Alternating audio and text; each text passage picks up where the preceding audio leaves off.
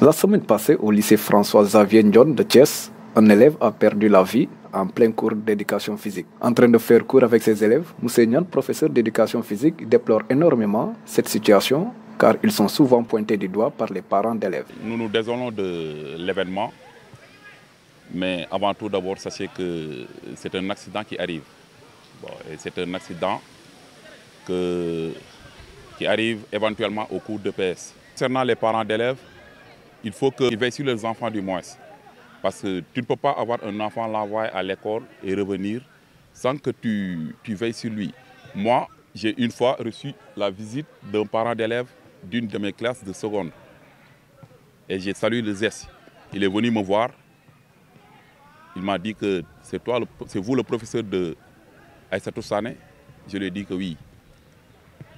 Et il m'a dit que je suis venu m'acquérir de la situation, de quoi il fait en classe. Et je salue ses gestes. On le voit très rarement, mais je salue ses gestes. C'est ce qui doit se faire. Quand tu envoies ton élève à l'école apprendre, tu dois suivre ce qu'il fait. Les parents, je vous exhorte à ne pas rester seulement à la maison, attendre vos enfants, les envoyer et les attendre revenir. Il faut de temps en temps passer à l'école, voir leurs professeurs et discuter avec eux pour savoir si vos enfants sont réellement dans de bonnes conditions. Il invite par ailleurs le gouvernement et l'État à imposer aux élèves les visites médicales avant le démarrage des séances de PS. Je pense que ces accidents sont dus au manque de visite médicale qui doit être faite avant le démarrage des cours d'éducation physique. Normalement, selon les textes, avant le démarrage des cours d'éducation physique, obligatoirement, tous les élèves doivent passer la visite médicale. Donc, pour déceler ceux qui sont aptes et ceux qui ne le sont pas.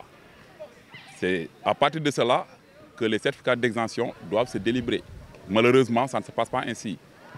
On démarre les cours d'éducation physique sans pour autant faire les visites médicales qui relèvent de la volonté de l'établissement normalement sur les instructions de l'IA. Tous les élèves doivent passer la visite médicale avant que l'on ne démarre les cours d'éducation physique et sportive. Ça doit se passer ainsi. Mais malheureusement, tel n'est pas le cas, d'où les risques d'accident de certains élèves, puisque moi, personnellement, il y a certains de mes élèves, je ne les connais pas. Je ne connais pas leur fiche médicale. Je ne sais pas s'ils souffrent de certaines maladies qui ne sont pas liées à la pratique sportive.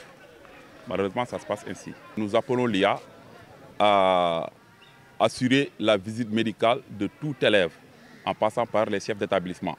Avant que l'on ne démarre l'année scolaire, avant que l'on ne débute les cours d'éducation physique, tous les élèves doivent passer obligatoirement la visite médicale. Comme ça, on saura qui est apte et qui ne l'est pas. Vous comprenez? Voilà, avant de démarrer, pour parer à d'éventuels accidents. Un esprit sain dans un corps sain, a-t-on l'habitude de dire? Alors pourquoi l'éducation physique doit-il nous ôter la vie? Ainsi, les parents d'élèves ont une part de responsabilité dans ce genre de situation déplorable car ils devraient contrôler la santé de leurs enfants à l'école comme dans la maison. Mais aussi, les professeurs doivent veiller sur leurs élèves, sur certaines épreuves physiques. En tout cas, chacun doit prendre ses dispositions pour éviter des pertes de vie en pleine séance de PS.